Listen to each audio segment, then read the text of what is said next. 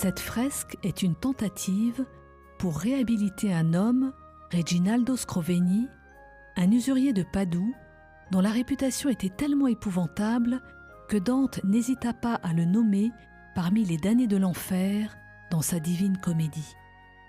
Son fils Enrico fit appel au plus grand peintre de son temps, Giotto, pour qu'il couvre de fresques la modeste chapelle familiale, la chapelle de l'Arena.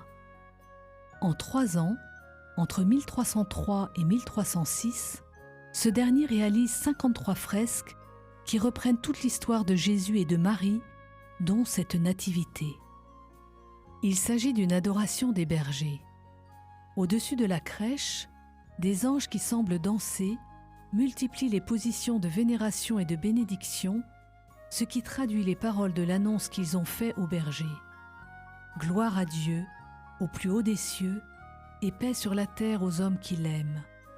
Les bergers qui les écoutent et que l'on reconnaît à leur bétail semblent plus intéressés par leurs prestations que par le spectacle de l'enfant.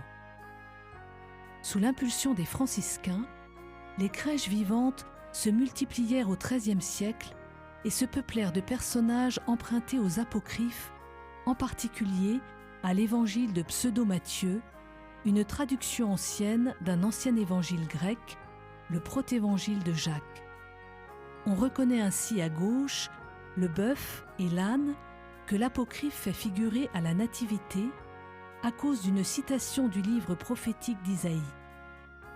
Le bœuf connaît son possesseur et l'âne la crèche de son maître. On reconnaît également la sage-femme Salomé, qui après avoir douté de la virginité de Marie et en avoir eu la main desséchée, s'est fait guérir et tient à aider la jeune mère à langer le nouveau-né.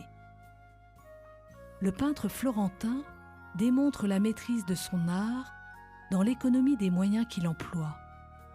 Un décor à peine ébauché, par des montagnes découpées, un simple abri pour figurer l'étable, un inconfortable rocher pour servir de couche à Marie.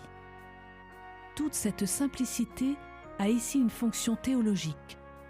Fidèle à la nouvelle spiritualité qui insiste sur la pauvreté du Christ, elle réalise un contraste saisissant entre le caractère misérable du décor et la somptuosité du vêtement bleu de Marie et doré de Joseph et l'or des auréoles qui sont autant de marqueurs de la divinité du caractère extraordinaire de l'événement représenté. Celui qui se fait homme au cœur du monde, dans le secret et le dénuement, à peine remarqué de quelques bergers et de leurs animaux, c'est Dieu vivant, le Créateur, le Seigneur.